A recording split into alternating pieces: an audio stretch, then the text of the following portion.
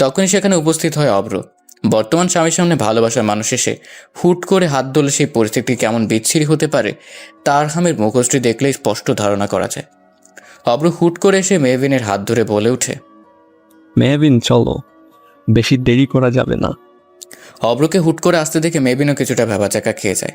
আরহাম হাত শক্ত করে দাঁড়িয়ে অব্রের শার্ট এক প্রকার টেনে মেহবিনের থেকে সরিয়ে নিজের সামনাসামনি দাঁড় করিয়ে অধরের অন্তঃস্থলে জোরপূর্বক হাসি রেখা ফুটিয়ে বলে, দেশে ফিরে প্রথমবার আমাদের বাড়িতে এলি তো, এসেই ভাইদের রেখে ভাবির কাছে চলে এসেছিস। এইটা কেমন কথা, ভাবি এতই আপন হয়ে গেল? আরহামের সাথে আরিয়ানও তাল মিলিয়ে বলে, জাস্ট আ ব্লাডি ফুল। এখন তো মেহবিন ভাবি তোর সব হয়ে গেল, কিন্তু আমরা যে তোর দুইটা ভাইও আছি সেদিকে একটু খেয়াল আছে তোর? মেহবিনকে ভাবি সম্বোধন করায় কিছুটা আকাশ থেকে যেন পড়ল অব্র। অবাক হয়ে প্রশ্ন করে, ভাবি? কে ভাবি? আরিয়ান খাবার খেতে খেতে বলে, কেন তুই জানিস না? ভাইয়া এবং মেহভাবি জাস্ট ডিভোর্সের প্রসেসিং চলছে, এখনো কিন্তু পুরোপুরি ভাবে ডিভোর্সটা হয়নি। হ্যাঁ, সো সেই হিসেবে মেহ হলো তোর ভাবি আর তুই হলি তার আদরের দেবরজি। অব্র আরিয়ানের কথা শুনে অব্র আরহামের দিকে রাগান্বিতভাবে তাকাতেই আরহাম বাঁকা হাসি দিয়ে বলল, তা মেহুর আদরের দেবরজি, ভাবিকে নিয়ে কোথায় যেতে চাচ্ছিলে তুমি এত সকাল সকাল? আমাকে এখন তোকে কৈফিয়ত দিতে হবে? আঙ্গুল উঁচিয়ে আরহামকে প্রশ্ন করে অব্র। সে আঙ্গুল হাত দিয়ে নামিয়ে ধীর গলায় আরহাম বলে, তোর বড্ড সাহস হয়ে গেছে অব্র, আরহাম হাসান তালুকদারকে আঙুল উঁচিয়ে প্রশ্ন করছিস। বেশি স্পর্ধা কিন্তু ভালো না। আর হ্যাঁ, দিতে হবে, মেহবিন এখনো আইনত আমার স্ত্রী। মেহবিন বুঝতে পারলো সে এখন কিছু না বললে দুই ভাইয়ের মাঝে বেশ বড়সড় ঝগড়া লেগে যাবে। মায়েরা শুধুমাত্র ঠায় বসে নীরব দর্শকের মতো দেখে যাচ্ছে সবকিছু। মেহবিন উঠে আরহাম এবং অব্রের মাঝখানে দাঁড়িয়ে বলে, হ্যাঁ, আইনত হয়তো আমি এখনো স্ত্রী, কিন্তু 3 মাস পরে এই কাগজ কলমের সম্পর্ক থেকে আমি মুক্ত হব। শর্ত মতে আমি ফিরে যাব অভ্র ভাইয়ের কাছে। কথাটি শুনে আরহাম হাত মুঠো শক্ত করে ফেলে। অব্র তৃপ্তির হাসি হাসে। মেহবিন নিজেকে শক্ত করে অব্রকে উদ্দেশ্য করে বলে, অভ্র ভাইয়া আপনি বসুন, আমি রেডি হয়ে আসছি। মেহবিন উপরে চলে যেতে নিলেই আরিয়ান মেহবিনের সামনে এসে শুধায়, কিন্তু এত সকালে অভ্র ভাইয়ের সাথে কোথায় যাচ্ছিস? আমার কিছু বই কিনতে পুরান ঢাকায় দিকে যেতে হবে, এত দূরে একা যাব না, তাই অভ্র ভাইকে বললাম। তাছাড়া আমাদের তো কিছুটা সময় কাটানোর প্রয়োজন বিয়ের আগে, তাই না? কথাটি বলে সোজা উপরে চলে গেল মেহবিন। একটিবার আরহামের দিকে ফিরেও তাকালো না। আরহামের দৃষ্টি মেহবিনের দিকেই, কিন্তু মেহবিন সোজা উপরে চলে গেল। মেহবিন কাল রাতে কঠোর সিদ্ধান্ত নিয়ে ফেলেছে। এইভাবে যন্ত্রণা নিয়ে কতদিন থাকবে সে? আরহাম তো তাকে ডিভোর্স দিয়ে তারই সামনে স্ত্রীকে নিয়ে সুখে সংসার করছে, তাহলে সে কেন পারবে না? অবশ্যই পারবে। তাছাড়া অব্রের সাথে তো শুরু থেকেই তার বিয়ে ঠিক হয়েছিল। সে রেডি হয়ে নিচে গিয়ে অব্রের সামনে গিয়ে বলে, চলুন, আমি রেডি। অব্র হাসি মুখে মেহবিনকে নিয়ে বেরিয়ে যায়। আরিয়ানও নাস্তা করে নিজের ঘরের দিকে চলে যায়। সে বুঝতে পারছে তার ভাইয়ের মনে কতটা ভয়ঙ্কর দুর্যোগ চলছে। না পারছে রইতে, না পারছে সইতে। আরহাম তার হাতে থাকা গ্লাসটা ফেলে দিয়ে উপরে চলে যায়। সে চাইলে এখন মেহবিনকে আটকাতে পারত, কিন্তু সে পারবে না। এতেই মেহবিনেরই ক্ষতি হতে পারে। চারদিকে শত্রুপক্ষ নজরে রেখেছে সবকিছু। আরহাম জানালা দিয়ে দেখতে পেল মেহবিন এবং অব্র এক প্রকার হাসতে হাসতে বেরিয়ে যাচ্ছে। অব্রের গাড়িতে উঠে যায় মেহবিন। অব্র গাড়িতে উঠে গাড়ি নিয়ে বেরিয়ে যায়। মেহবিনও বুঝতে পেরেছে আরহাম তাদের দিকেই তাকিয়ে আছে। মেহবিন খুব ভালো করে জানে আরহাম তাকে একা ছাড়বে না। সে ঠিকই তার দেহরক্ষীকে গোপনে অব্র এবং তার পেছনে পাঠিয়ে দিবে। তবে কি আরহামের মনেও তার বসবাস রয়েছে? তাহলে আরহাম কেন তার সাথে এমন করছে? কেন করলো মায়রাকে বিয়ে? যতবারই প্রশ্নগুলো হাতছানি দিচ্ছে তার মস্তিষ্কে, সে ততবারই নিরন্তর হয়ে যাচ্ছে। অপরদিকে মায়রা আরহামের পাশে দাঁড়িয়ে অবাক হয়ে প্রশ্ন করে, তাকে আটকাবে না? তাকে আটকানোর সাধ্য আমার নেই। আরহামের গম্ভীর উত্তর। এত ভালোবাসো কেন তাকে? আরহাম স্মিত হেসে বলে, কারণ আমার মনের গহীনে সে, আমার মনের গহীনে শুধু তারই বসবাস। কথাটি বলেই আরহাম বেরিয়ে যায়। আরহাম তার স্টাডি রুমে গিয়ে তার বক্স থেকে একটা চিঠি বের করে, চিঠি বললে ভুল হবে, এক প্রকার হুমকির চিঠি পায় সে। মেহবিন এবং তার বিয়ের দিনই তাতে লেখা ছিল, আরহাম হাসান তালুকদার, নিজের ধ্বংসের জন্য প্রস্তুত হও। তোমার সব থেকে প্রিয় জিনিসকে তোমার থেকে কেড়ে নিব। তার মৃত্যু নিজ চোখে দেখবে তুমি। তুমিও বুঝবে নিজের সব থেকে প্রিয়জনকে হারানোর বেদনা কতটা কষ্টের। ধীরে ধীরে মরবে তুমি। অফিসার আরহাম হাসান তালুকদার, প্রস্তুত হও। 3 মাস সময় আছে তোমার হাতে। আরহাম চিঠিটা পড়ে বুঝতে পেরেছিল তার খুব কাছের কাউকে তার কোনো শত্রু কেড়ে নিতে চাইছে। মায়ের পরে আরহামের কাছে সবথেকে কাছের তার প্রেয়সী মেহবিন, সেই ছোটবেলা থেকে। স্বাভাবিকভাবে আরহামের মায়ের আয়ু সাময়িক, তিনি ক্যান্সারে এমনিতেই মারা যাবে। স্বাভাবিকভাবে মেহবিনকেই তার শত্রু টার্গেটে রেখেছে। কিন্তু কে সেই শত্রু? তার কোনো আপনজনকে কেড়ে নিয়েছিল আরহাম। আরহামের কাছে কোনো উত্তর নেই। সেই শত্রুকে যথাসম্ভব ধরতে হবে।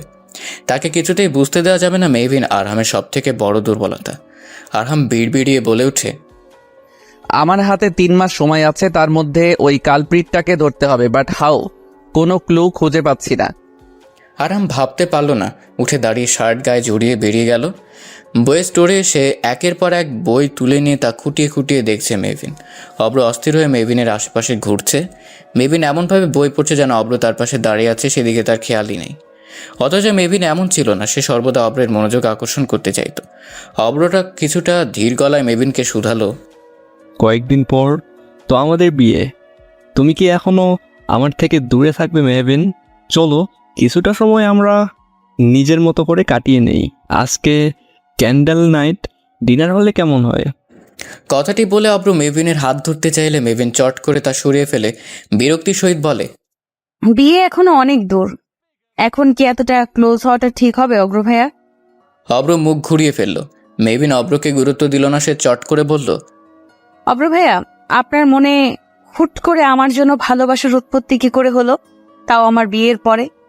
মেহবিনের সন্দেহহীন প্রশ্নের জবাবে অব্র অবাক হয়ে উত্তর হয়ে বলল, তোমাকে তো বলেছিলাম মেহবিন, তোমার থেকে দূরে যাওয়ার পরে আমি বুঝতে পেরেছি আমি কতটা ভালোবাসি। তাছাড়া আমাদের বিয়ে তো অনেক আগে থেকেই ঠিক হয়েছিল।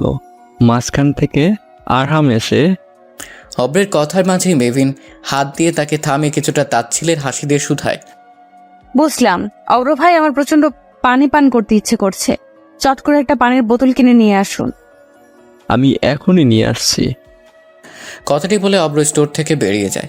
অব্র বেরিয়ে যেতে মেহবিন স্টোরের আর এক পাশে গিয়ে পিছনে ঘুরে থাকা ব্যক্তির পিছনে গিয়ে দাঁড়ায়, যিনি এক প্রকার বই কেনার ভান ধরে বই হাতে দাঁড়িয়ে আছে। মেহবিন কিছুটা কেশে বলল, আরহাম সাহেব, আপনার বউ কি জানে আপনি আপনার সব কাজ ফেলে আপনার প্রাক্তন বউকে পাহারা দেওয়ার জন্য বইয়ের দোকানে ঘুরে বেড়াচ্ছেন? প্রাক্তন বউ তার প্রেমিকের সাথে কিভাবে নিজেদের মতো সময় কাটাচ্ছে তার নজর রাখতে এসেছেন বুঝি আরহাম সাহেব? মেহবিনের প্রশ্নে কাশতে কাশতে আরহামের হাত থেকে বই পড়ে যায়।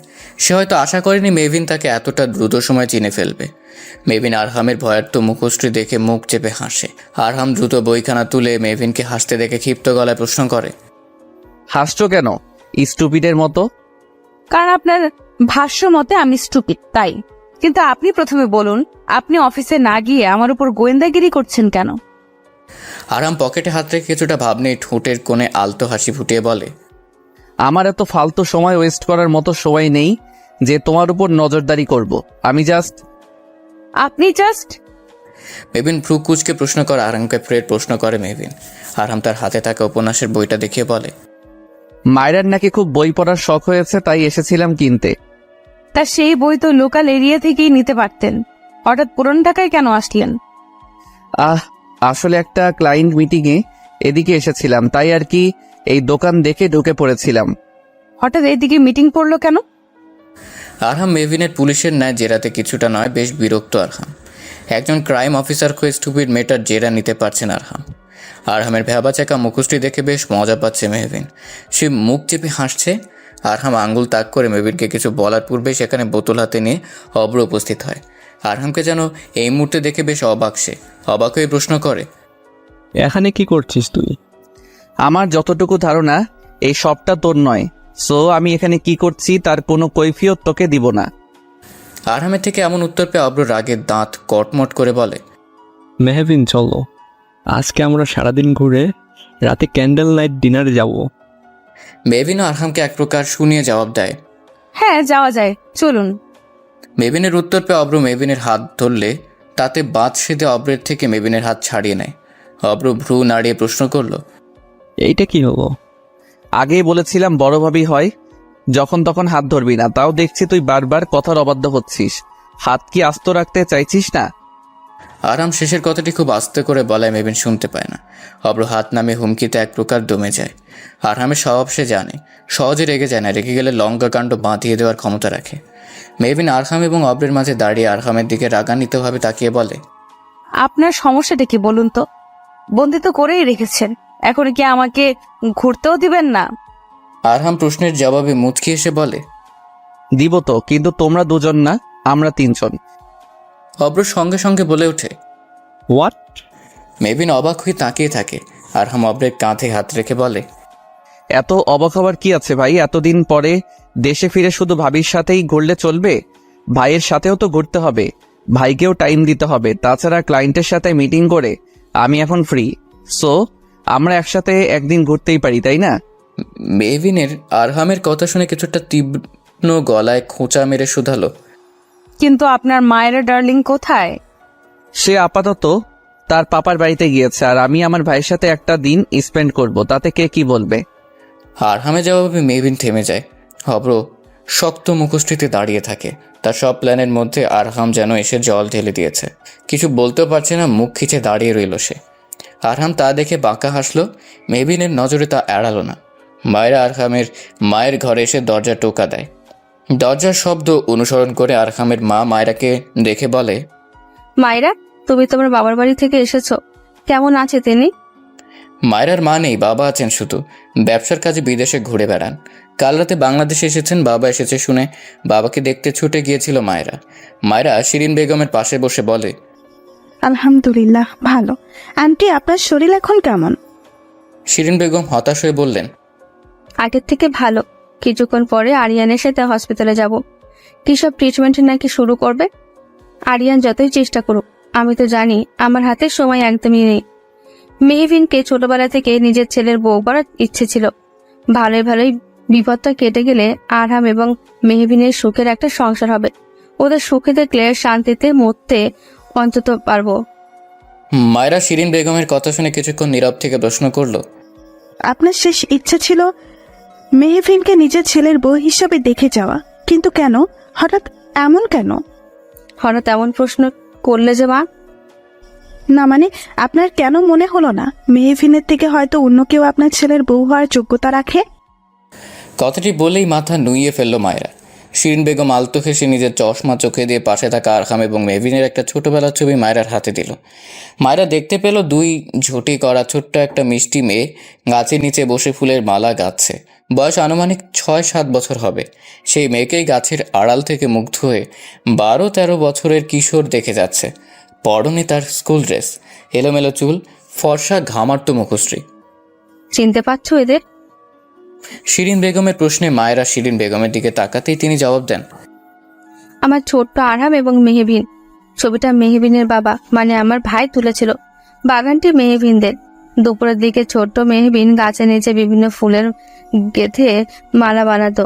আমার ছোট্ট ছেলেটা সেই দৃশ্য দেখতে স্কুল থেকে ক্লান্ত হয়ে প্রতিদিন ছুটে যেত তার মামুর বাসায়, শুধুমাত্র তার প্রেয়সীকে দেখতে। ছোটবেলা থেকে মেহবিনের প্রতি আলাদা এক টান ছিল আরহামের। অন্য কেউ না বুঝলেও আমি বুঝতাম।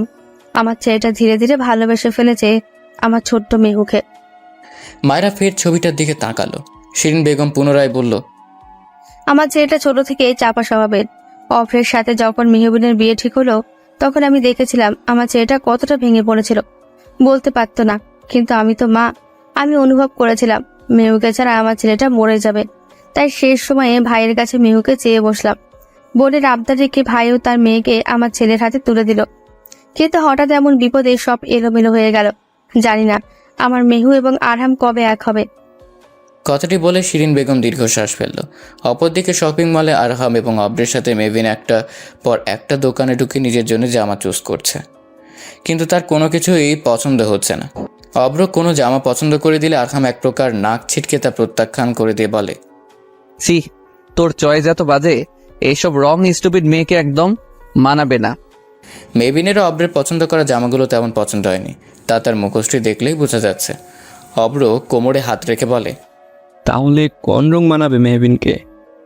আরহাম তার পাশে থাকা একটা টকটকে সবুজ পাড়ের লাল টকটকে মেভিনের গায়ে জড়িয়ে ধরে মেভিনকে আয়নার সামনে দাঁড় করিয়ে বলে, দেখো মেয়ে, তোমায় লাল শাড়িতে খুব সুন্দর লাগছে, তোমাকে লাল শাড়ি পরলে বউ বউ লাগবে। আয়না নিজেকে দেখে মেভিনের অধরের কোণে তৃপ্তির হাসি ফুটে ওঠে, যার অর্থ তার পছন্দ হয়েছে। অব্রে একটা ফোন আসে, সে বিরক্ত হয়ে বাইরে চলে যায়। মেভিন আয়নার সামনে দাঁড়িয়ে ফের আরহামকে প্রশ্ন করে, আমাকে বউ বউ লাগবে বুঝি? টুকটুকে বউ। আসল বউ নাকি নকল বউ? মনের মতো বউ। সে বউ আবার কেমন বউ? যে বউ আমার মনের গহীনে রয়েছে, যাকে ঘিরে আমার মনে হাজারো স্বপ্ন, কি রয়েছে আপনার মনের গহীনে? হাজারো অভিযোগ তাকে ঘিরে, যে রয়েছে আমার মনের গহীনে। মেহভিনের ইচ্ছে ছিল আরহামের থেকে ডিভোর্স নিয়ে অফরের কাছে ফিরে যাওয়া। সে তো আরহামকে নয় বরং অফরোকে ভালোবাসে। সে ঠিকও করে ফেলেছে ডিভোর্সের পরে অর্থাৎ 3 মাস পরে অফরোকে বিয়ে করবে। তখন আরহাম কি করবে আন্টি? মায়েরার প্রশ্নে কিছুটা নড়ে চড়ে বসে শিরিন বেগম। সত্যিই তো বিয়ের পর একদিনের জন্য আরহামকে নিজের স্বামী হিসেবে মেনে নিতে পারেনি মেহবিন। 3 মাসের সময়টুকু শেষ হয়ে গেলে মেহবিন ঠিকই ফিরে যাবে অব্রের কাছে। তখন কি করবে আরহাম? আরহামের মা চিন্তিত হয়ে প্রশ্ন করলেন মায়েরাকে। কিন্তু মা, ডিভোর্স পেপারটাও তো নকল বানিয়েছে আরহাম। তবে মেহবিন কি করে যাবে? ওদের তো আসলে ডিভোর্সটা হয়নি। মায়েরা আরহামের মায়ের পাশে বসে আরহামের মায়ের হাত ধরে গম্ভীর সুরে জবাব দেয়। ডিভোর্সটা হয়নি কিন্তু হতে কতক্ষণ? মেহবিন কখনো আরহামকে ভালোবাসেনি। মেহবিনের মন প্রাণ জুড়ে শুধু অফরোজ ছিল। যখন বিপদটা কেটে যাবে তখন সব সত্যি জানার পরেও অফরের কাছে ফিরে যেতে মেহবিনের আরহামের কাছে জোর করে ডিভোর্স চাইবে। হয়তো মেহবিনকে আরহাম জোর করে আটকাতে পারবে, কিন্তু ভালোবাসা সেটা কি পাবে কখনো? আরহামের কি ভালোবাসা পাওয়ার অধিকার নেই আন্টি? ছেলের ভবিষ্যতের তিক্ত বেদনার কথা চিন্তা করে শিরিন বেগমের মায়ের মন অদ্ভুত এক ভয় প্রবেশ করল। আরহামের জন্যই তিনি মেহবিনকে বউ করে নিয়ে এসেছিলেন, কিন্তু মেহবিন তো অব্রের জন্য তাকে ছেড়ে দিতে পারে। তখন কি করবে শিরিন বেগম? কি করে সামলাবেন ছেলেকে?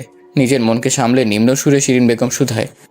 মেহবিন নিশ্চিত আমার ছেলেকে ভালোবেসে ফেলবে। দেখো, ভালোবাসার হলে আগেই বাসতো, তা যখন হয়নি এখন তা হবে তা কি করে আশা করেন?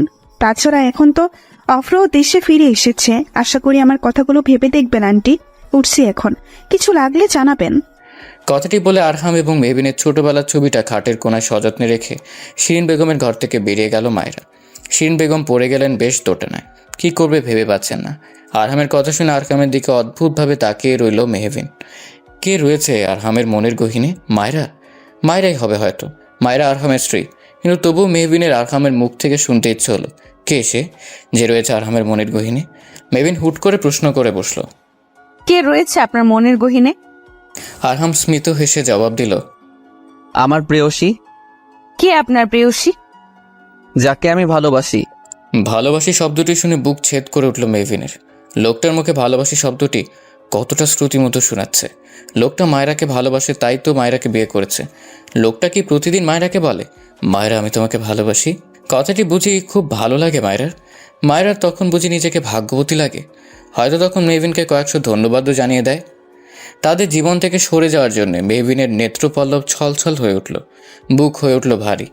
আরহাম আয়নার দিকে দেখতে পেল তার প্রেয়সীর নেত্রপল্লবে জমা থাকা বেদনাদায়ক অশ্রু। আরহামের ইচ্ছে হলো সে অশ্রুটুকু সযত্নে মুছিয়ে দিতে, কিন্তু সে নিজেকে দমিয়ে রাখল। মেহবিনের সামনে দাঁড়িয়ে মেহবিনের মাথায় আলতো টুকা মেরে বলল, স্টুপিড মেয়ের মতো কাঁদছো কেন? মেহবিন সঙ্গে সঙ্গে নিজের আঁখি জোড়ার অশ্রু মুছে দ্রুততার সঙ্গে আরহামের কথার বিরোধিতা দেখিয়ে বলল, খই কাচ্ছি, বোধহয় ময়লা ঢুকে গেছে। মেহবিনের মিথ্যে কথা ধরতে পেরে আলতো হাসল আরহাম। স্মিত হেসে জবাব দিল, এত ভাবতে যেও না মেয়ে, তুমি তো স্টুপিড। এত জটিল হিসাব মাথায় ঢুকবে না। উল্টা হিসাব গরমিল করে ভ্যাবে করে কেঁদে ফেলবে, যেমন এখন কাঁদছো। চিৎকাদনি মেয়ে একটা। মেহবিন কোমরে হাত গুজে হাত উঁচিয়ে রেগে তেড়ে গিয়ে প্রশ্ন করল, কি বললেন? আমি ছিচকা তো নে। চিৎকাদনি তো, কথায় কথায় কেঁদে দাও। ধরো টিস্যুটা নিয়ে জল মুছে ফেলো। কথাটি বলে পকেট থেকে টিস্যু বের করে মেহবিনের দিকে আরহাম বাড়িয়ে দিল। মেহবিন দিল না, মুখ ঘুরিয়ে ফেলল। আরহাম মেহবিনকে জোর করে মেহবিনকে নিজের দিকে ঘুরিয়ে টিস্যু দিয়ে যত্ন সহকারে মেহবিনের অশ্রু মুছে দিল। মনে মনে সে বিরাট এক সিদ্ধান্ত নিয়ে ফেলল। তোমার আঁকি জোড়ায় অশ্রুপাত ঘটাতে দিব না প্রেয়সী। আজীবন যত্নে রাখবো তোমার প্রতিটি অশ্রুর কণা। মেহবিন কি আরহামের মনের সেই কথা শুনল? হয়তো শুনেনি। আশেপাশের সকলে মেহবিন এবং আরহামের দিকে মুগ্ধ হয়ে তাকিয়ে আছে। একজন মহিলা আগ বাড়িয়ে এসে মেহবিনকে উদ্দেশ্য করে বললেন, বরের সাথে ঝগড়া করে কান্নাকাটি করছেন বুঝি? কিন্তু দেখুন, আপনার পর কত সুন্দর করে আপনার চোখের জল মুছিয়ে দিচ্ছে। সত্যি আপনি ভাগ্যবতী।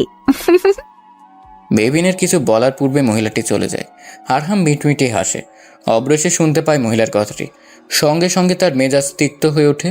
সে মেহবিনের কাছে গিয়ে প্রশ্ন করে। তা কি ঠিক করলে? কোনটা নিবে? মেহবিন অব্রের জামা সরিয়ে রেখে আরহামের পছন্দ করা শাড়িটা দেখিয়ে বলে, এই শাড়িটা বেশ সুন্দর, আমি এই শাড়িটা নিব। অব্র মেহবিনের উত্তর বেশ অসন্তুষ্ট, তা তার মুখশ্রীতে স্পষ্ট। সে বিল দিতে চাইলে আরহাম আগ বাড়িয়ে নিজের ক্রেডিট কার্ড কাউন্টারে জমা দিয়ে বলে, আজকের বিলটা না হয় আমিই দেই। কেন? তুই কেন আমার হবু বউয়ের শাড়ি বিল দিবি? অব্রের প্রশ্নে আরহাম স্মিত হেসে জবাব দেয়। ভুলে যাবি না, সে এখনো আমার স্ত্রী।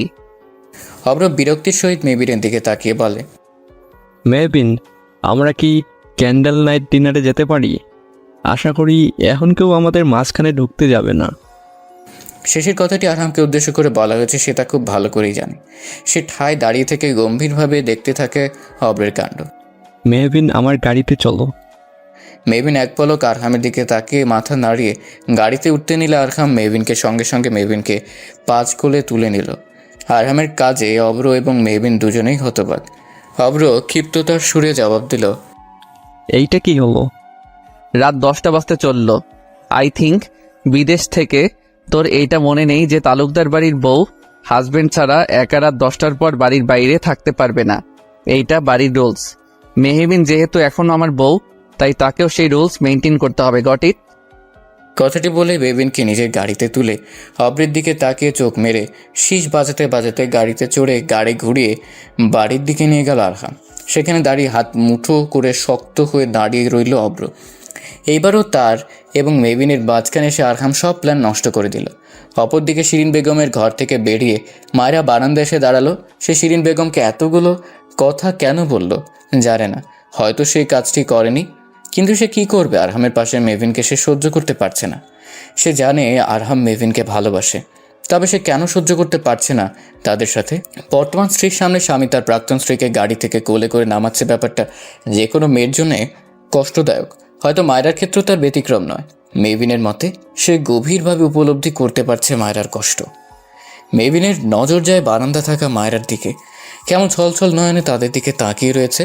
তাই মেহবিন আরহামের থেকে নিজেকে ছাড়ানোর প্রচেষ্টা করছে, কিন্তু আরহাম মেহবিনের ইচ্ছেকে নাকচ করে কোলে করে সদর দরজার দিকে এগিয়ে যাচ্ছে। আজ তার শখ হয়েছে তার প্রেয়সীকে কোল করে নিজের বাড়িতে নিয়ে যাবে, তাকে কষ্ট করে হাঁটতে দিবে না। আরহামের বুঝি শখ হয় না? সে কেন প্রতিবার নিজেকে দমিয়ে রাখবে? কি করছেন কি? ছাড়ুন, আপনার বউ দেখছে আমাদের, সে কি ভাববে? মেহবিনের প্রশ্নে কিছুটা আলতো হেসে আরহাম জবাব দেয়, মিসেস আরহাম হাসান তালুকদার, আপনি হয়তো ভুলে গিয়েছেন আপনিও এখনো পর্যন্ত আমার বউ। ছাড়ুন প্লিজ। নিজের স্বামীর পাশে অন্য কাউকে দেখাটা যে কতটা কষ্টের তা আপনি কখনো উপলব্ধি করতে পারবেন না। আমি বুঝি, তাই বলছি, আমাকে এক্ষুনি নামিয়ে দিন। কেন, তুমি বুঝি ক্ষণে ক্ষণে তা উপলব্ধি করো? তোমারও বুঝি কষ্ট হয়? মেহবিন কিছু না ভেবেই জবাব দিল, কষ্ট হবে না?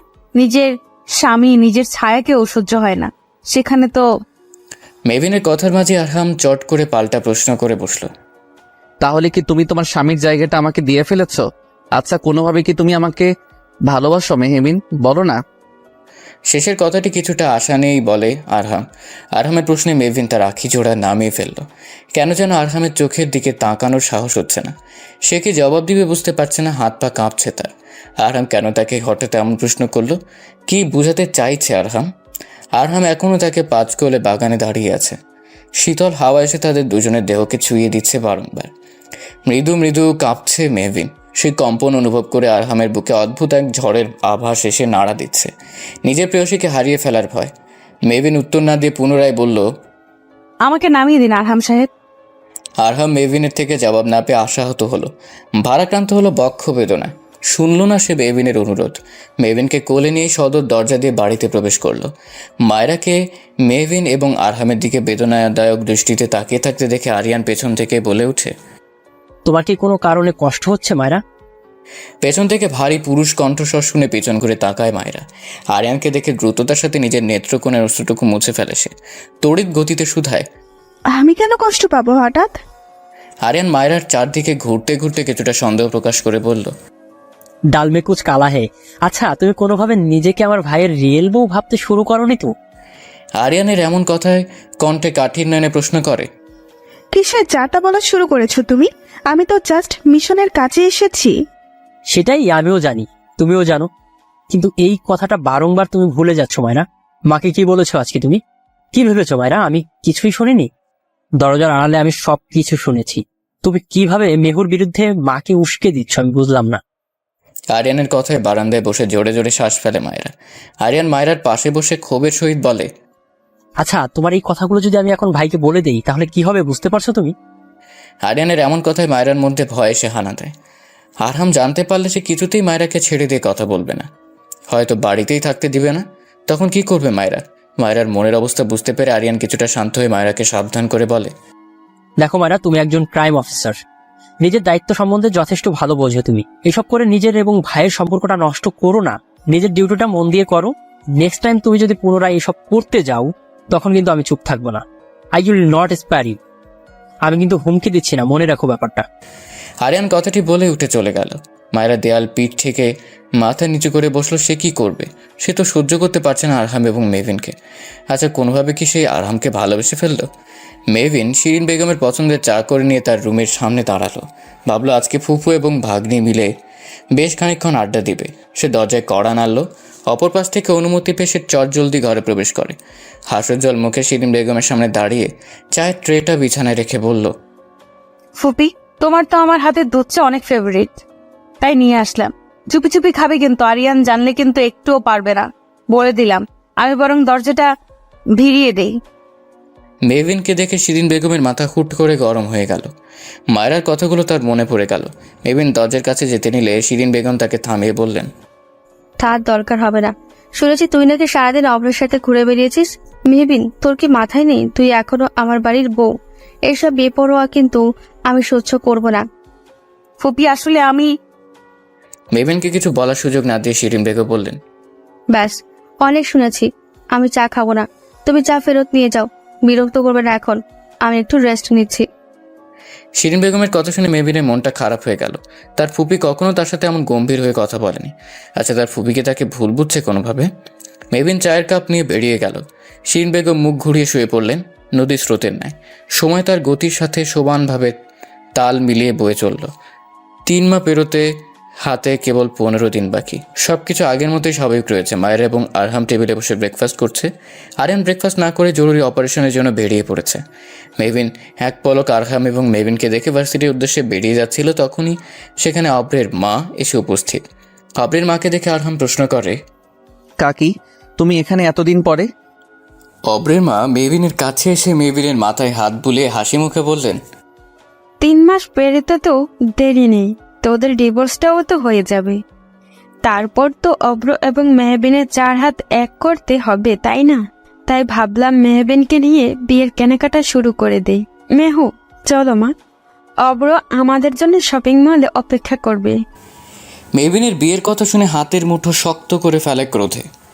তার সামনে তার স্ত্রীর বিয়ের কথা চলছে, অথচ সে কিছু করতে পারছে না। আরহাম অদ্ভুত এক কাণ্ড করে ফেলে। মেভিনের হবু শাশুড়ির সামনে এসে তার বর্তমান স্বামী আরহাম তাকে এক প্রকার সকলের সামনে টানতে টানতে কক্ষের ডেকে নিয়ে যেতে লাগলো। মেভিন সহ মায়েরা এবং অব্রের মা এক প্রকার থ হয়ে দাঁড়িয়ে আছে। মেভিনকে তার ঘরে এনে দরজা কিছুটা ভিড়িয়ে দিয়ে মেভিনের সামনে রক্তচক্ষু দাঁড়ায় আরহাম। আরহাম যেন চোখ দিয়ে আজ ভৎস করে ফেলবে মেভিনকে। মেভিনের কিছুটা অস্বস্তি নিয়েই বলল, এসব কি করছেন আরহাম সাহেব? এইভাবে সকলের সামনে আমাকে ঘরে টেনে নিয়ে এলেন, সবাই কি ভাববে?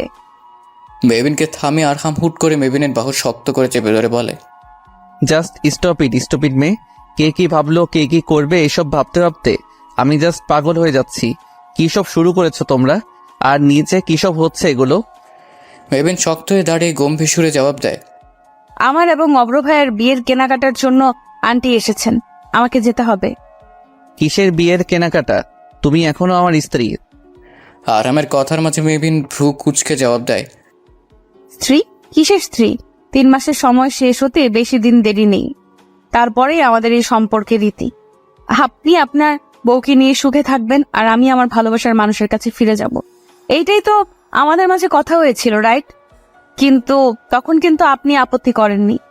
মেভিনের কথা শুনে দমে যায় আরহাম। আরহাম কিছুক্ষণ চুপ থেকে মেভিনের বাহু আঁকড়ে ধরে মেভিনকে কিছুটা নিজের দিকে টেনে নেয়। অশ্রুসিক্ত নয়নে অসহায় কণ্ঠে প্রশ্ন করে, তুমি কি অব্রকে ভালোবাসো? সত্যি করে বলো না। মেবিন আরহামের সেই অশ্রুসিক্ত আখিজোড়ার দিকে তাকিয়ে নিজের আখিজোড়া বন্ধ করে ফেলল। সে আখিজোড়ার দিকে তাকানোর সাহস হলো না তার। আরহাম ফ্রেশ প্রশ্ন করল, আমার চোখের দিকে তাকিয়ে উত্তর দাও মেহবিন। তুমি তো অব্রকে ভালোবাসো, তাহলে সেইটা আমার চোখের দিকে তাকিয়ে বলছো না কেন? মেবিন জবাব দেয় না, নেত্রপল্লব আবেশে বন্ধ করে রাখে। আরহাম তা দেখে ফের মুগ্ধ গলায় শুধায়, মানুষের সব থেকে সুন্দর হচ্ছে তার আখিজোড়া। সে আখিজোড়া নিবদ্ধ থাকলেও বুঝি কাউকে এতটা স্নিগ্ধ লাগে। তোমাকে না দেখলে বুঝতাম না মেয়ে। মেবিন চট করে আখিজোড়া খুলে ফেলে, কিন্তু আরহামের দিকে তাকানোর সাহস হলো না তার। দৃষ্টি তার মেঝেতে আবদ্ধ। আরাম আসবো? বাইরে থেকে মায়রার আওয়াজ শুনে মেহবিন হাত উঁচিয়ে নিজের বাহু থেকে আরহামের হাত সরিয়ে ফেলল। আরহাম হাঁক ছেড়ে বলল, কামিন। আরহামের অনুমতি পেয়ে মায়রা প্রবেশ করলো। মায়রার পিছনে পিছনে আরিয়ানও প্রবেশ করলো। মায়রা আরহামের দিকে তাকিয়ে বলল, অফরের মা মানে আন্টি অনেকক্ষণ যাবৎ নিচে অপেক্ষা করছেন। আমার হুট করে এইভাবে মেহবিনকে নিয়ে আসায় বোধহয় তিনি অসন্তুষ্ট হয়েছেন। তো আমি কি করব তাতে? মেহবিন আমার স্ত্রী। আমার এখন কাকির পারমিশনে নিজের স্ত্রীকে ডাকতে হবে। কিছুটা উত্তেজিত হয়ে আরহাম জবাব দেয়, বর্তমান স্ত্রীর সামনে নিজের পূর্বের স্ত্রীকে স্ত্রী সম্বোধন করলে যে কোনো স্ত্রীর খারাপ লাগবে। হয়তো মায়েরাও খারাপ লাগছে সেই ভেবে মেহবিন আরহামের থেকে দূরত্ব অতিক্রম করে গম্ভীর গলায় শুধায়, আমি যাচ্ছি। যতই হোক তিনি আমার হবু শাশুড়ি, তার অবজ্ঞা আমি কিছুতেই করব না। কথাটি বলে মেহবিন বেরোতে নিয়ে আরহামের কানে ফিসফিসিয়ে বলল, খেলাটা যখন আপনি শুরু করেছেন, সেই খেলা যত্ন সহকারে শেষ করাটা আমার দায়িত্ব। কথাটি বলে মেহবিন তৎক্ষণাৎ বেরিয়ে যায়। আরহাম অবাক হয়ে যায় মেহবিনের কথা শুনে। মেহবিন কি বুঝাতে চাইল? মায়েরা আরহামকে উদ্দেশ্য করে বলে, আরহাম, তোমার কি মনে হচ্ছে না তুমি বেশি বাড়াবাড়ি করে ফেলছো? এইভাবে তো আমাদের প্ল্যানটা ফ্লপ হয়ে যাবে। ক্রিমিনালটা মেহবিনের ক্ষতি করে ফেলবে। হাতে কিন্তু সময় নেই, 3 মাসের সময়টা শেষ হয়ে যাচ্ছে। তো ভাইয়া এখন কি করবে? ক্রিমিনালটার ভয়ে নিজের বউয়ের বিয়ে হয়ে যেতে দেখবে? আরিয়ান ভ্রু কুঁচকে মায়েরাকে প্রশ্ন করে। আরিয়ানের প্রশ্ন মায়েরা বিরক্ত হয়ে যায়। তার সব কিছুতে বাধা দেওয়াটা যেন ছেলেটার অভ্যেসে দাঁড়িয়েছে। আমি সেই কথা একবারও বলিনি আরিয়ান। আরিয়ান হাত ভাঁজ করে ক্ষিপ্ত গলাতে বলে, হ্যাঁ, তুমি তো সেটাই মিন করছো মায়েরা। আর থার্ড পার্সনের মতো বারবার মেহু আর ভাইয়ের সম্পর্কের মাঝে জড়াচ্ছ কেন এইভাবে? আমি বুঝলাম না। মায়েরা আরহামের পাশে দাঁড়িয়ে পাল্টা জবাব দিয়ে বলে, হোয়াট? আমি থার্ড পার্সন হয়ে জড়াচ্ছি? আরহাম, তোমার ভাইকে এবার চুপ করতে বলো। মাত্রাধিক কথা বলছে সে এখন।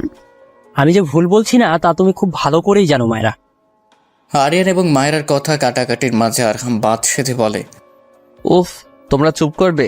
আপাতত প্লিজ আমাকে একা থাকতে দাও, আমাকে ভাবতে দাও একটু। So please leave. আরহামের কথা শুনে মায়েরা এবং আরিয়ান ঘর থেকে বেরিয়ে যায়। মেহবিন নিচে নামতেই অব্রের মা মেহবিনের হাত ধরে প্রশ্ন করে, আরহাম তোমাকে নিয়ে কোথায় গিয়েছিল? কি বলেছে? মেহবিন কিছু বলার পূর্বে শিরিন বেগম নিচে নামতে নামতে বললেন, ছোট, তুই হঠাৎ এই বাড়িতে? আসলে ভাবি 3 মাসের সময় শেষ হতে দেরি নেই, তাই ভাবলাম ছেলে এবং ছেলের বউকে নিয়ে শপিং শুরু করে দেই। বিয়ের কি কম কেনাকাটা? আমার একটা মাত্র ছেলের বিয়ে বলে কথা। অব্রের মায়ের কথা শুনে শিরিন বেগমের মুখশ্রী গম্ভীর হয়ে যায়। তিনি মেহবিনের দিকে তাকিয়ে গম্ভীর গলায় বলেন, তা তুমি এখন তোমার বিয়ের কেনাকাটা করতে যাবে? মেহবিন মাথা নিচু করে ফেলে। শিরিন বেগম ফের বললেন, শাশুড়ি উপস্থিত থাকা সত্ত্বেও তার সামনে নিজের দ্বিতীয় বিয়ের কেনাকাটা করতে যাচ্ছ। তালুকদার বাড়িতে আর কত কিছু দেখতে হবে। মেহবিন আলতো হেসে জবাব দেয়, এ বাড়িতে তো কত কিছুই দেখতে হয়। নিজের প্রথম স্ত্রীকে এক প্রকার বন্দি রেখেই দিনের পর দিন নিজের দ্বিতীয় স্ত্রীর সাথে সংসার করছে আপনার ছেলে। তখন মনে হয়নি ফুপি আমার উপর দিয়ে কি যাচ্ছে? আমার মনের অবস্থা তখন তোমরা কেউ বোঝার চেষ্টা করেছো ফুপি? শেষের কথাটি বলতে গিয়ে এক ফোঁটা অশ্রু গড়িয়ে পড়ে মেহবিনের নেত্রপল্লব থেকে। মেহবিন তা দ্রুত মুছে ফের বলে, হ্যাঁ, আরহাম সাহেবকে আমি স্বামী হিসেবে মেনে নেইনি, তাই বলে এমন শাস্তি? যতই হোক সে আমার স্বামী, তার সাথে অন্য কেউ দিনের পর দিন সংসার করছে। তার স্ত্রী হয়ে সহ্য করাটা কতটা যন্ত্রণাদায়ক তা আমি উপলব্ধি করেছি ফুপি। অন্য কেউ আমার কষ্ট বুঝবে না। মেহবিনের কথা শুনে শিরিন বেগম চুপ হয়ে গেল। এখন আমি অব্র ভাইকে বিয়ে করতে চাইছি, সেটাই দোষ হয়ে গেল? আমার বুঝি সুখে থাকার অধিকার নেই? যাকগে, চলুন আন্টি, অব্র ভাইয়ের জন্য অপেক্ষা করছে। মেভিনের কথায় অব্রের মা সায় দিয়ে মেভিনকে নিয়ে বেরিয়ে গেলেন। মেভিনের প্রতিটি কথা উপর থেকে শুনেছে আরহাম।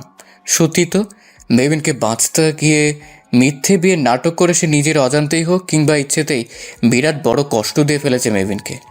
তাদের সম্পর্ক তৈরি হওয়ার পূর্বে অদৃশ্য এক শত্রুর প্রভাবে তার নড়বড়ে হয়ে গেছে। আরহামের চিন্তা এক প্রকার নাজেহাল অবস্থা। সময় পেরিয়ে যাচ্ছে, সে যথেষ্ট চেষ্টা করছে মেভিনকে নিরাপদ রাখার, কিন্তু সে অজানা শত্রু যদি মেভিনকে টার্গেট করে ফেলে তখন কি করবে আরহাম? আরহামের ভাবনার মাঝে আরহামের অফিস থেকে কল আসে। আরহাম জানতে পারে মেভিন যেই শপিং মলে গিয়েছে সেখানে মেভিনের উপর অ্যাটাক হতে পারে। আরহাম দ্রুত মায়ের নাম্বারে টেক্সট পাঠিয়ে ফোর্স রেডি করতে পারে। নিজেও এক প্রকার তাড়াহুড়ো করে বেরিয়ে যায় তার প্রেয়সীর বিপদ।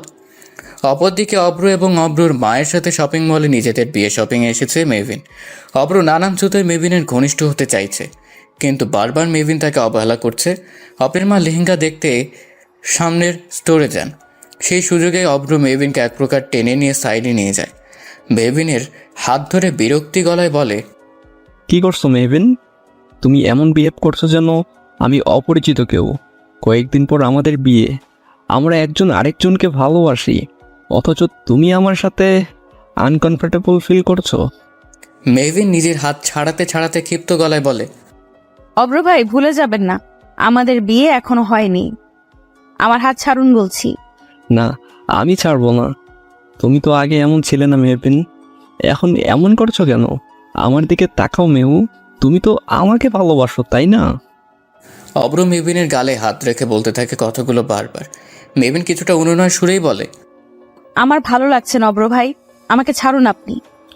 উফ, খুব খারাপ লাগছে বুঝি। আরহাম ধরলে তো তখন ঠিকই ভালো লাগে, আমি স্পর্শ করলেই বুঝি তখন খারাপ লাগে। অব্রের নোংরা কথা শুনে নিজেকে জোর করে ছাড়িয়ে অব্রের দিকে আঙুল তাক করে মেভিন উঁচু গলায় বলে, নিজের সাথে আরহাম সাহেবের তুলনা করবেন না, তিনি আমার হাজবেন্ড। কথাটি বলে মেভিন চলে যেতে নিলে পেছন থেকে অব্র ফের মেভিনের হাত ধরে চেঁচিয়ে বলে, হাজব্যান্ড মাই ফুট, সে তো ঠিকই নিজের দ্বিতীয় বউকে নিয়ে সুখে আছে, আর তুমি এখনো তাকে নিজের হাজব্যান্ড ভাবছো। How fool you are Mehbin. তখনই সেখানে আবির্ভাব ঘটে। আরহামের সামনে অন্য ছেলে তার স্ত্রীকে স্পর্শ করছে জোর করে, তা দেখে নিজের নিয়ন্ত্রণ একেবারে হারিয়ে ফেলে সে অব্রের থেকে মেহবিনকে ছাড়িয়ে নেয়। আরহামকে দেখে এক মুহূর্তের জন্য তৃপ্তির হাসি দেয় মেহবিন। ভরসা পায় সে, যেন আরহামকে এখন তার সব থেকে প্রয়োজন বেশি ছিল। আরহাম অব্রের শার্টের কলার ধরে অব্রের নাক বরাবর ঘুষি দেয়। সঙ্গে সঙ্গে অব্র ছিটকে মাটিতে পড়ে যায়। আরহাম উগ্র মেজাজে হুঙ্কার ছেড়ে বলে, how dare you, you bloody! আমার ওয়াইফকে তার পারমিশন ছাড়া টাচ করার অনেক সহ্য করেছি অভ্র, তোর নাটক নাও এনাফ ইজ এনাফ। বলেই আরহাম ফের অব্রকে মারতে গেলে অব্র আরহামকে আঘাত করে বলে, কিসের বউ তোর? নিচে দ্বিতীয় বউ নিয়ে মেহবিনের সামনে সংসার করছিস? তোর বেলায় কিছু না, তখন কি আমরা কেউ তোর ব্যাপারে হস্তক্ষেপ করেছি? তাহলে তুই কেন আমার এবং আমার হবু বউয়ের ব্যাপারে বারবার ঢুকছিস? আরহাম কথাটি শুনে অব্রের শার্টের কলার ঝাঁকিয়ে বলে, কতবার বলবো তোকে, মেহু এখন আমার স্ত্রী। কিছুক্ষণের মাঝে বিষয়টি হাতাহাতির পর্যায়ে চলে যায়। উৎসুক জনতার ভিড় জমিয়ে দুই ভাইয়ের মারামারি বেশ উৎসাহের সাথে ভিড় জমিয়ে দেখছে, যেন তারা বেশ মজা পাচ্ছে। আরহামের সাথে অব্র একদমই পেরে উঠছে না। বিশাল দেহী শারীরিক গঠনে বেশ কিছুটা এগিয়ে আরহাম। তাছাড়া সে একজন ট্রেনিংপ্রাপ্ত স্পাই অফিসার। তার সাথে মারামারিতে পেরে ওঠা সাধারণ মানুষের জন্য বেশ কঠিন ব্যাপার। মেহবিন আরহামের রাগে ভয় শিউরে উঠছে। আরহামের এমন ভয়ঙ্কর রাগের সাথে কখনো পরিচিত হয়নি মেহবিন। তবুও মেহবিন ক্ষীণ সাহস জুগিয়ে আরহামের সামনে গিয়ে আরহামকে টেনে ধরে বলল, থামুন আরহাম সাহেব, কি করছেন কি? স্টুপিড মেয়ে, আমার সামনে থেকে এক্ষুনি সরে যাও, না হলে তোমাকেও কিন্তু। না হলে আমাকেও কি? আমাকেও মারবেন বুঝি?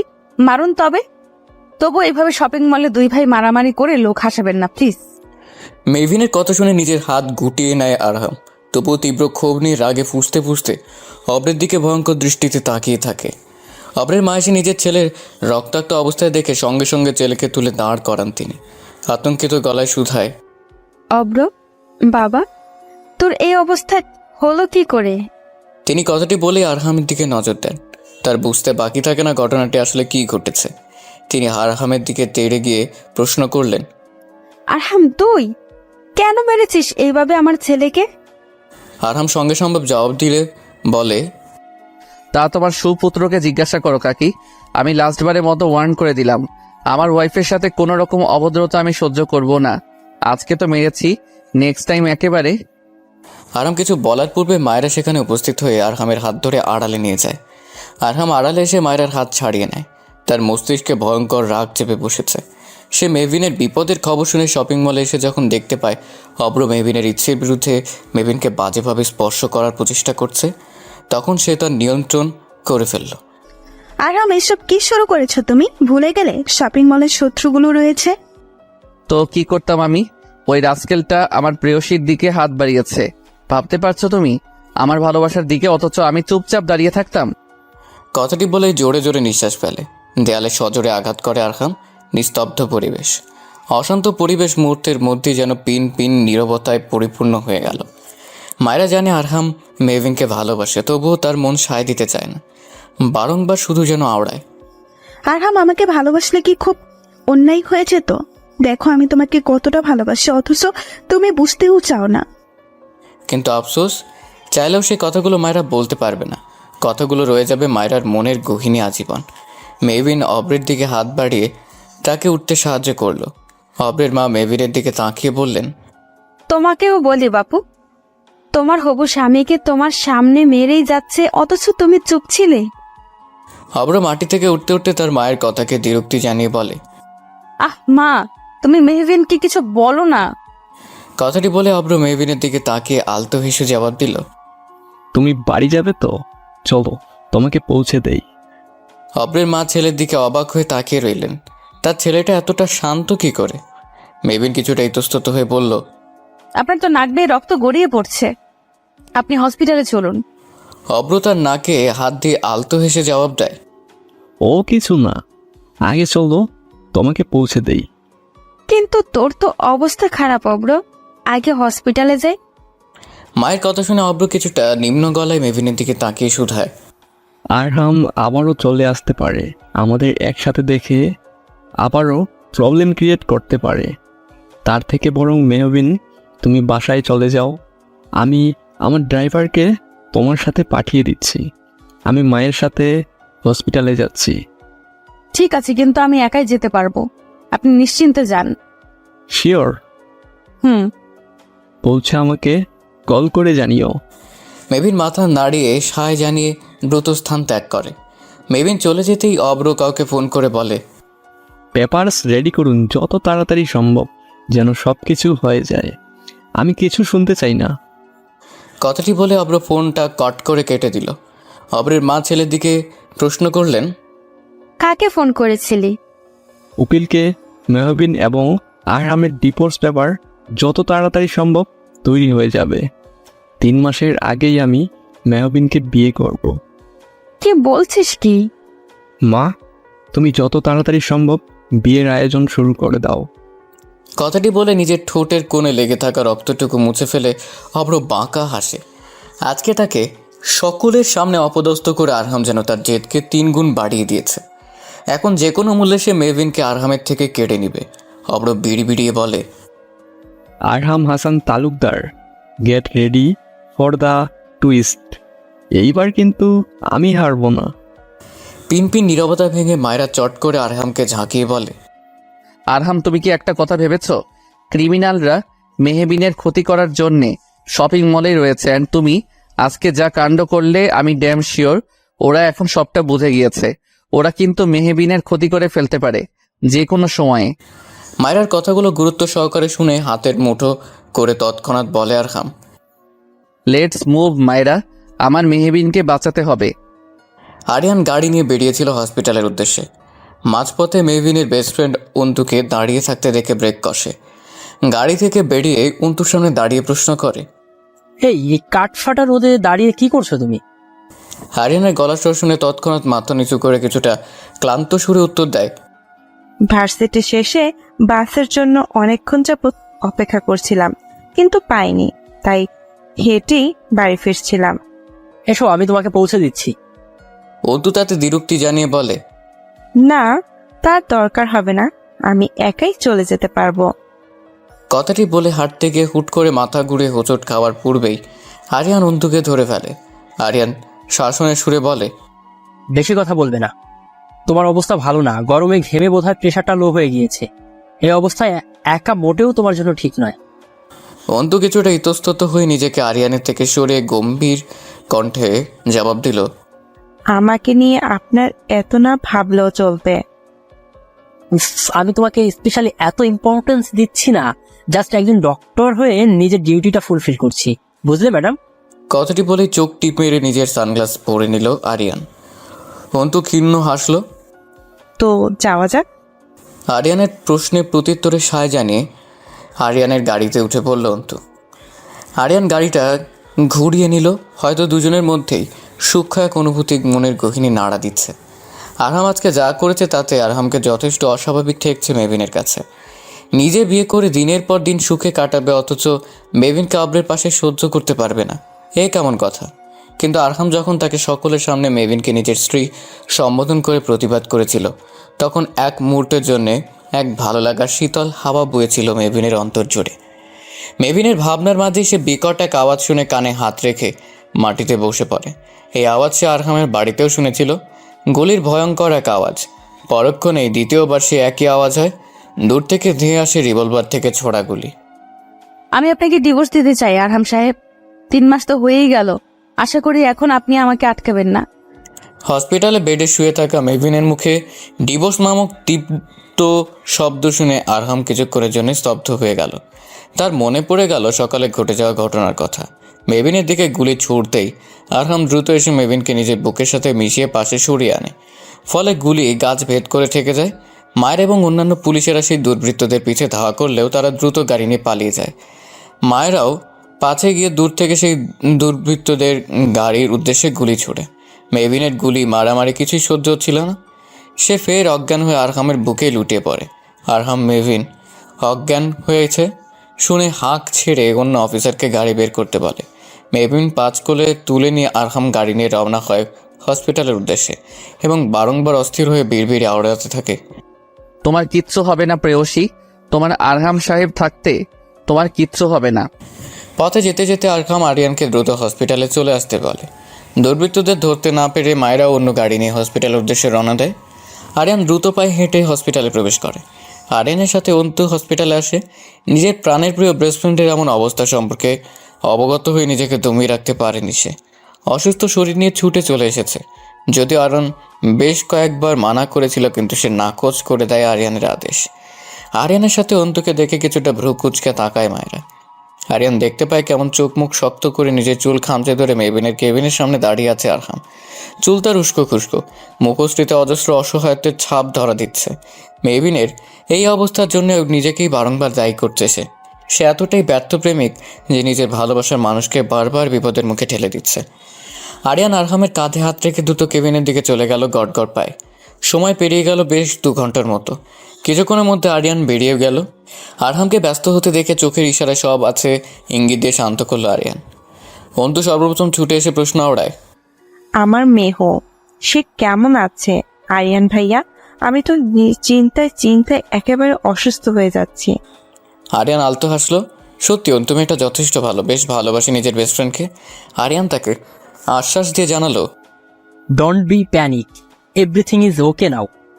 আসলে এইসব মারামারি থেকে মেহুর ছোটবেলা থেকেই একটা ফোবিয়া কাজ করে, তাই সে বারংবার অজ্ঞান হয়ে পড়ছে। আর তুমি এত টেনশনও নিও না, হ্যাঁ, রিল্যাক্স হও, নাহলে তুমিও তো আবার অসুস্থ হয়ে পড়বে। আরিয়ানের কথা শুনে কিছুটা নিশ্চিন্ত হলো অন্তু। আরিয়ান অতঃপর আরহামের কাছে কাঁধে হাত রেখে বলল, ভাইয়া তুই ভেতরে যাবি? ভেতরে গিয়ে দেখবি মাকে? চাইলে এখন গিয়ে দেখা করতে পারিস তুই। আরহাম যেন এতক্ষণ যাবত এই অনুমতির অপেক্ষাতেই ছিল। আরহাম দ্রুত পায়ে দরজা ঠেলে কেবিনে প্রবেশ করে। ঘুমন্ত অবস্থায় তার মায়াবী প্রেয়সীকে দেখে বুকে হাত রাখল সে। ফ্যাকাশে ঘুমন্ত মুখশ্রীতে হুট করে জানালার কাঁচ ভেদ করে আসা এক ফালি সূর্যের রশ্মি দিয়ে আলোকিত করে গেল। কি অপূর্ব সে সৌন্দর্য! আরহাম এক মুহূর্তের জন্যে তার প্রেয়সীর সেই সৌন্দর্যে মোহিত হয়ে ললাটে ভালোবাসার গভীর স্পর্শ এঁকে দিল। পরক্ষণেই মেভিনের হাত আঁকড়ে ধরে ভেজা গলায় বলল, সব আমার দোষ, আমার জন্যই তোমার এই দশা। আমি তোমার যোগ্য নই মেহু। আমার ভালোবাসা তোমাকে শুধু পুড়িয়ে ছারখার করবে, কিন্তু আমি তো আমার ভালোবাসা দিয়ে তোমাকে সুখের সাগরে ভাসাতে চেয়েছিলাম। তবে আজ কেন সব উল্টে গেল বলতে পারো প্রেয়সী? আরহামের কথা বাইরে থেকে শুনছিল মায়রা এবং আরিয়ান। মায়রা অবশেষে না পেরে ভিতরে প্রবেশ করে বলল, নিজেকে দোষ দিও না আরহাম, আমরা সবাই জানি তুমি কতটা ভালোবাসো মেহফিনকে। আর আজকে যা হয়েছে তাতে তোমার সত্যিই হাত নেই। সত্যিই তো, কে বা নিজের ভালোবাসার মানুষের অসম্মান বসে বসে দেখবে? তুমি নিজের জায়গায় একদম ঠিক আছো। আরিয়ান ও মায়রার সঙ্গে তাল মিলিয়ে সায় দিয়ে বলল, একদম ঠিক ভাই, আমরা জানি তুই মেহুকে কতটা ভালোবাসিস। মেহুকে তোর শত্রুদের নজরে পড়তে দিবি না বলে গোপনে নিজেদের সিক্রেট মিশন চালিয়ে যাবি বলে মায়রার সাথে মিথ্যে বিয়ের নাটকও করলি। এতটা কে ভালোবাসবে বল? আরহাম নিরত্তর। অন্তু কেবিনের বাইরেই দাঁড়িয়ে সব শুনছিল। সেও প্রবেশ করে কেবিনে। আরহামের নেত্রকোনা বেয়ে এক ফোঁটা জল গিয়ে মেহবিনের হাতের পিঠে পড়ল। তৎক্ষণাৎ আলতোভাবে নিজের আঁখি জোড়া মেলে তাকালো মেহবিন।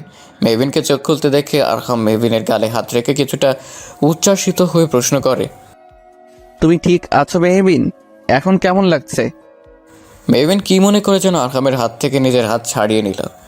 অতঃপর গম্ভীর স্বরে জবাব দিল, আমি ঠিক আছি, আমাকে নিয়ে না ভাবলেও চলবে আপনার।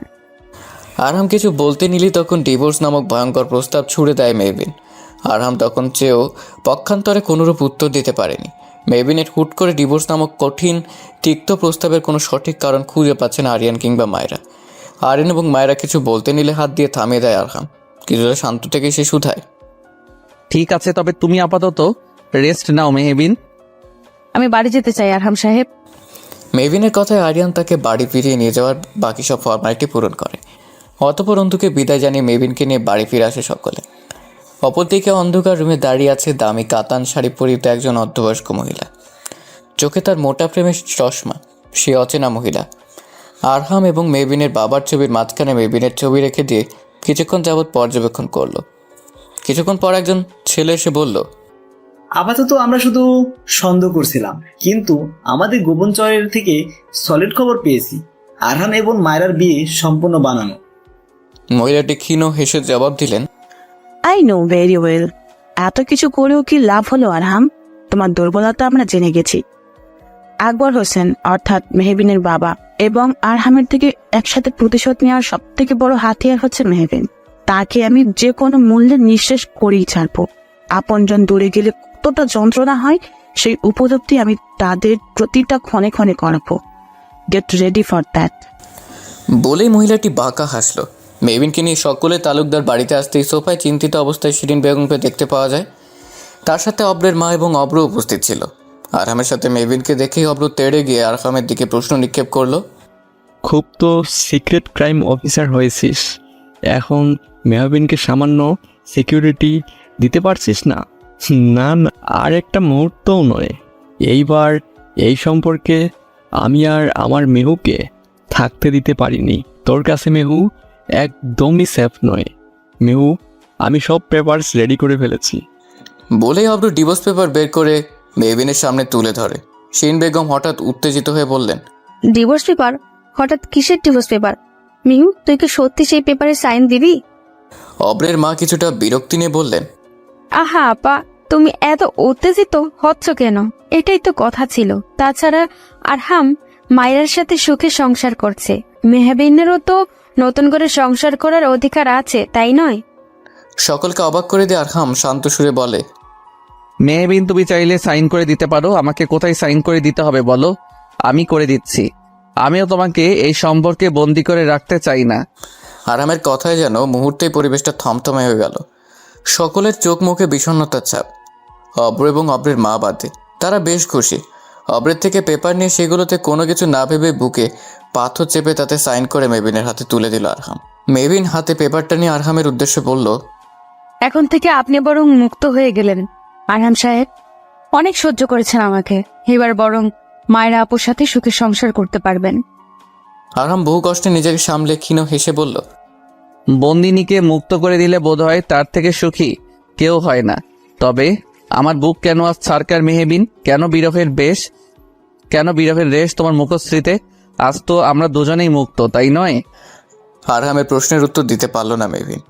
সে নিজেকে শক্ত রাখছে যথাসম্ভব, তবু আরহাম কেন তার মনের অবস্থা বুঝে যাচ্ছে।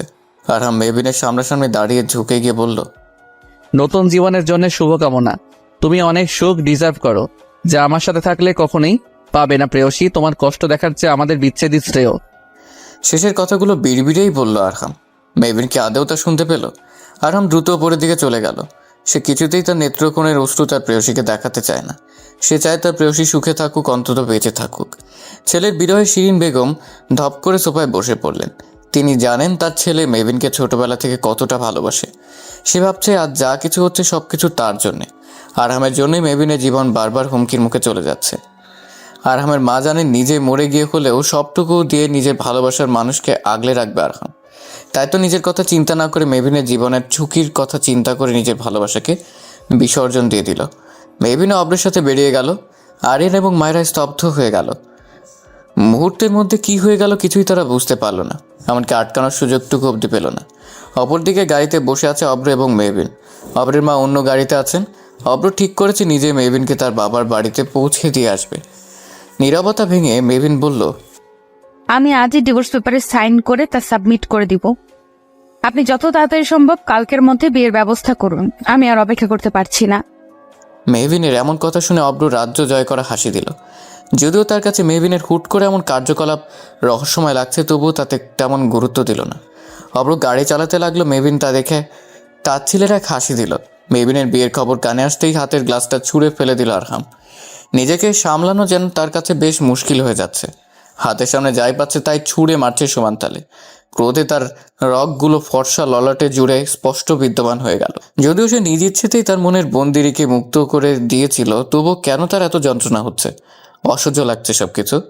আরহামের ফোনে কিছুক্ষণ আগে অব্রের ফোন এসেছিল। আরহাম কিছুটা অবাক হয়ে রিসিভ করতে অব্র কিছুটা কুটিল হেসে শুধায়, কিরে আরহাম, নিজের প্রাক্তন বউ এবং নিজের ভাইয়ের বিয়েতে আসবি না বুঝি? তোর ইনফরমেশন এর জন্যে জানিয়ে রাখি, কালকে আমার এবং মেহবিনের বিয়ে। আজকে কিন্তু আমাদের গায়ে হলুদ, সেখানে অবশ্যই তোকে আসতে হবে। তাছাড়া প্রাক্তন বউকে হলুদ শাড়িতে দেখার লোভ আশা করি তুই ধরে রাখতে পারবি না। ঠিক টাইম মতো চলে আসিস। টাটা। মেহবিন এবং অব্রের বিয়ের কথা শুনে মুহূর্তে নিজেকে নিয়ন্ত্রণ রাখতে পারেন আরহাম। ছুঁড়ে চুরমার করে ভেঙে ফেলে সেই ফোন। আরহামের মনের অবস্থা কিছুটা আন্দাজ করতে পেরে উচ্চস্বরে হেসে ওঠে অব্র। সে তো এতদিন এইটাই চেয়েছিল, আরহামকে প্রতি পদে পদে সে ক্ষত বিক্ষত করে ফেলবে। সে তার লক্ষ্যের দিকে এগিয়ে যাচ্ছে ভেবেই প্রশান্তির এক নিঃশ্বাস ফেলল। আরহামের দরজার বাইরে থেকে সবকিছু শুনতে পাচ্ছে মায়রা এবং আরিয়ান। মায়রা যথেষ্ট ভালোবাসে আরহামকে। নিজে ভালোবাসা মানুষকে হারানোর তীব্র ব্যথা সে ক্ষণে ক্ষণে উপলব্ধি করছে। সে একই কষ্ট আরহামও সহ্য করে যাচ্ছে ভেবেই বুক ভারী হয়ে ওঠে মায়রার। আরহামের বেদনাতে তার বুকও ব্যথিত হয়ে উঠছে। আরিয়ান তীক্ষ্ণ নজরে শুধু দেখে যাচ্ছে, কোনো রূপ প্রতিক্রিয়া করছে না। আমার মনে হয় আমাদের উচিত আরহামকে আটকানো, না হলে নিজের ক্ষতি করে ফেলবে। মায়রা কথাটি বলে দরজা কড়া নাড়তে চাইলে আরিয়ান খপ করে মায়রার হাত ধরে ফেলে। মায়রা তার হাতের দিকে তাকায়, যেখানে শক্ত করে আঁকড়ে ধরেছে একজোড়া হাত। কিছুটা গম্ভীর সুরে সে মায়রার দিকে উদ্দেশ্য করে বলে, আপাতত ভাইয়াকে একলা থাকতে দাও।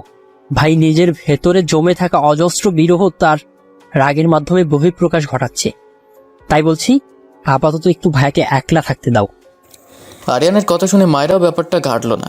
সেও আরিয়ানের সাথে নিচে চলে গেল। আফজাল সাহেব মেয়ের দিকে ফ্যালফ্যাল দৃষ্টিতে তাকিয়ে রয়েছে। মেয়ে ঘোর পণ করেছে সে অব্রকেই বিয়ে করবে, এমনকি কালকের মধ্যেই। কিন্তু সে কিছুতেই বুঝতে পারল না আরহাম তাকে কতটা ভালোবাসে। মৃত পথযাত্রী বোনের শেষ আবদারেই আরহামের হাতে তুলে দিয়েছিল আকবর সাহেব। কিন্তু মেহবিনের এমন কাণ্ডে আরহাম কিংবা শিরিন বেগমের মনে কতটা ভয়াবহ প্রভাব ফেলবে তা ভেবে শিউরে উঠছেন তিনি।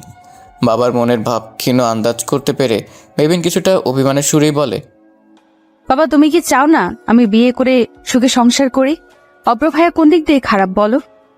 কিন্তু মা, আরাম তোমার জন্য বেশ। আমি মানুষ চিনতে ভুল করিনি। তুমি কিন্তু সত্যি ভুল করেছো মেঘু, একবার ভেবে দেখো। তুমি কিসের ভিত্তিতে তুমি এমন কথা বলছো বাবা? আমাদের মাঝে 3 মাসের চুক্তি হয়েছিল, তা পূরণ হয়ে গিয়েছে। তাছাড়া উনি মায়ের আপুর সাথে দিনের পর দিন ধরে সংসার করে যাচ্ছে, তাও আমার সামনেই। তখন আমার কেমন লেগেছে বলতে পারো বাবা? আমার কি দোষ বলো তুমি? আমার কি একটা সংসার পাওয়ার অধিকার নেই? এমন কাউকে কি আমি ডিজার্ভ করি না, যে শুধু আমার একান্ত আমার হয়েই থাকবে? শেষের কথাগুলো অভিমানের সহিত বলে মেহবিন ঘরের দিকে চলে যায়। আফজাল সাহেব স্তব্ধতা নিয়ে বসে পড়েন। তিনি চাইলেও মেয়েটাকে সত্যি কথাগুলো বলতে পারছেন না। মেয়েটা আরহামকে যেমনটা ভাবছে তা ঠিক নয়। যেই মিথ্যেকে কেন্দ্র করে মেবিন তার মনের কুঠিরে কঠিন অভিমান পুষে রেখেছে তা নিতান্তই অর্থহীন। বাস্তব তো অন্য কিছু, যা মেবিনের ধারণার বাইরে। মামারা মেয়েটিকে নিজের হাতে করে যত্ন করে বড় করেছেন তিনি। একরোখা জেদি মেয়ে তার। সে যখন ঠিক করেছে সে অব্রকে বিয়ে করবে, সে তাই করবে, তাকে কেউ আটকাতে রাখতে পারবে না। তবে কি সত্যি সব শেষ হয়ে গেল? অব্রের মায়ের এক প্রকার জোড়াজুড়িতেই অব্রের বাড়িতে ছোট করে গায়ে হলুদের অনুষ্ঠান করা হয়েছে। যদিও নিজের একমাত্র ছেলের বিয়েতে কোনো প্রকার এলাহিভাবে আয়োজন করা হচ্ছে না ভেবেই তার মন ক্ষুণ্ণ হয়ে যাচ্ছে। যদিও তার ছেলে জেদের কাছে এক প্রকার হার মেনে তিনি মেবিনকে ঘরের বউ করছে, নাহলে এমন ডিভোর্সি মেয়েকে তার ঘরের বউ করার ইচ্ছে তার কোনো কালেই ছিল না। মেবিনও অব্রের মায়ের অনুরোধে ছাদে আয়োজিত হলুদের অনুষ্ঠানে স্টেজে বসে আছে। আশেপাশে উপস্থিত সকলেই তাকে দেখে কানাঘোষা ইতিমধ্যে শুরু করে দিয়েছে। একজন তো অব্রের মাকে বলেই ফেলল, অব্র আমাদের লাখির মধ্যে এক।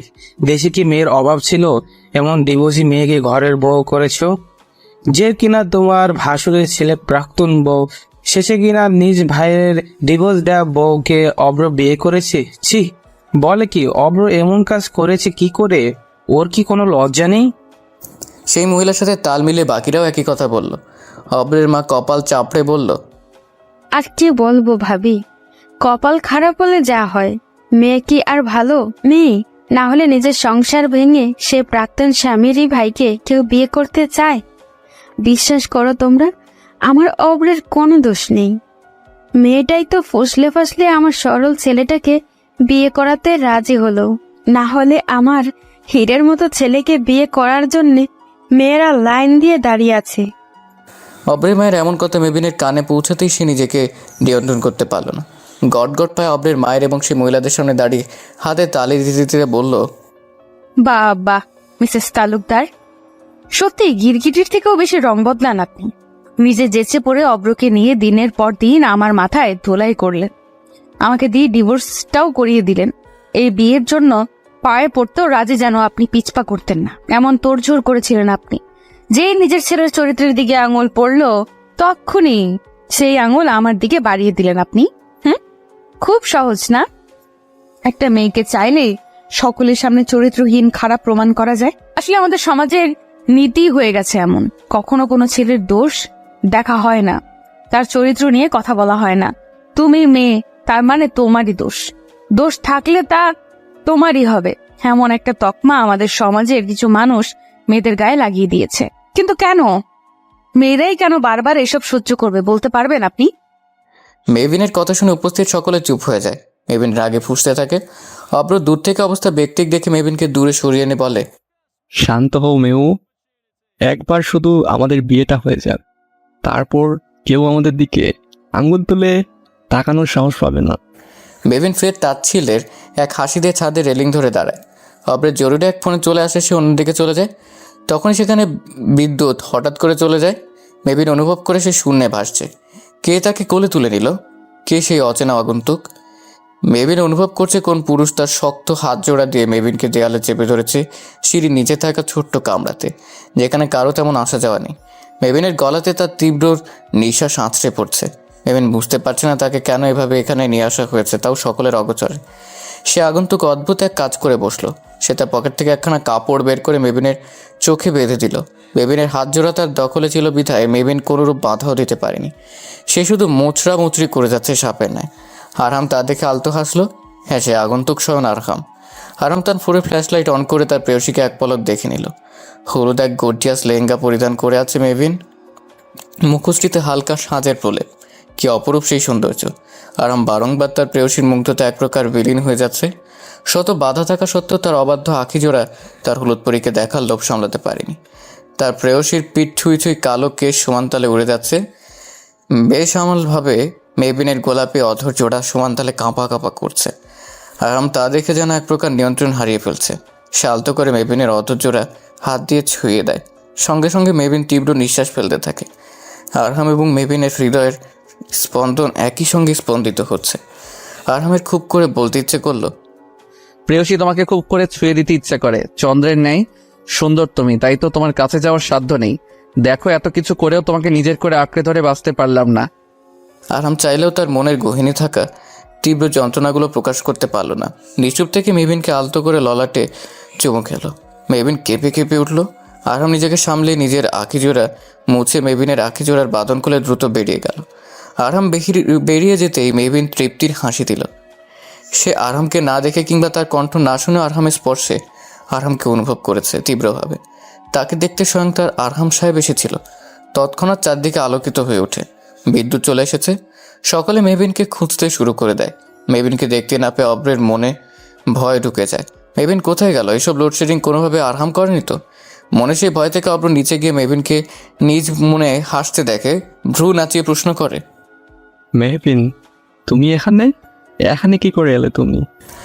অব্রকে দেখে হাসি থামিয়ে মেবিন কিছুটা থতমতকে উত্তর দেয়, আসলে অব্র ভাইয়া হুট করে সব অন্ধকার হয়ে গেল, তোমাকেও খুঁজে পাচ্ছিলাম না, তাই ভয় পেয়ে খুঁজতে খুঁজতে নিজে চলে এসেছিলাম। অব্র সন্দেহ নিয়ে কিছুক্ষণ মেবিনকে পর্যবেক্ষণ করলো। মেবিনের উত্তর তার কাছে গ্রহণযোগ্য হলো না। মেবিন কিছুটা তাড়া নিয়ে উপরের দিকে চলে গেল। অব্র থুতনিতে হাত রেখে খানিকক্ষণ ভাবলো আরহাম কি কোনোভাবে এসেছিল মেবিনের কাছে। সেই বিষয়টি কি মেবিন লুকিয়ে যাচ্ছে? অব্র হাত মুঠো করে উপরের দিকে চলে যায়। মেবিন সেখানে সকলের সাথে হেসে হেসে কথা বলছে, যেন সে এক বড় চিন্তা থেকে মুক্ত। তার মনের কুঠিরে থাকা বড় পাথর যেন নিমিষেই সরে গিয়েছে আরহামের আগমনে। অব্রের দুশ্চিন্তার মাঝে অব্রের মা এসে ছেলের কাছে গায়ে হলুদের বাটি দিয়ে বললেন, যা, সবার আগে তুই গিয়ে মেহবিনকে হলুদ লাগিয়ে আয়। কিন্তু তোমরা দিবে না মা? তখনই অব্রের কিছু মেয়ে কাজিন পাশে এসে থেকে একসঙ্গে বলে, যার হবু বউ তারই তো উচিত সবার আগে হলুদ লাগানো, তাই না খালা? অব্রের মাও তাল মিলিয়ে বললেন, যা গিয়ে তাড়াতাড়ি লাগিয়ে দে, বাকিরাও পরে লাগাবে তখন। অব্রের মায়ের কথা শুনে কিছুটা খুশি হয়ে স্টেজে তার কাজিনদের সঙ্গে যায়। সেখানে তার কাজিনরা বলে ওঠে, কিরে অপ্র ভাই, দেরি করছিস কেন? ভাবিকে হলুদ ছুঁয়ে দে। তাদের কথা শুনে মেভিন ভ্রু কুচকে অব্রের দিকে তাকায়। মুখশ্রীতে বিরক্তি এক ভাব দৃষ্টিমান হয়ে থাকে। অব্রের দৃষ্টি অগোচর হয়নি তার। তবু অব্র হলুদ মেভিনের ললাটে ছুঁয়ে দিতে চাইলে মেভিন সঙ্গে সঙ্গে তার হাত ধরে কিছুটা অনুনয় সুরে বলে, আমার হলুদে অ্যালার্জি আছে অব্র ভাইয়া, আমি না হয় নিয়ম রক্ষার্থে গালে এক চিমটি নিজে নিজেই ছুঁয়ে দিচ্ছি। কথাটি বলে মেভিন এক চিমটি হলুদ নিয়ে নিজের গালে ছুঁয়ে দেয়। অব্র রাগে ক্ষিপ্ত হয়ে যায়। মেভিন প্রত্যাখ্যানের নামে এক প্রকার তাকে সকলের সামনে অপমান করে দিল। অব্রের সাথে অন্য কেউ এমন অবাধ্যতা করলে তাকে এতক্ষণে ঠাটিয়ে চর বসিয়ে দিত, কিন্তু মেভিনের বেলায় সে তা করতে পারল না। এক প্রকার গভীর ক্ষোভ নিয়ে সেই স্টেজ থেকে নেমে গিয়ে রেলিংয়ের সাথে ঘেঁষে দাঁড়ালো।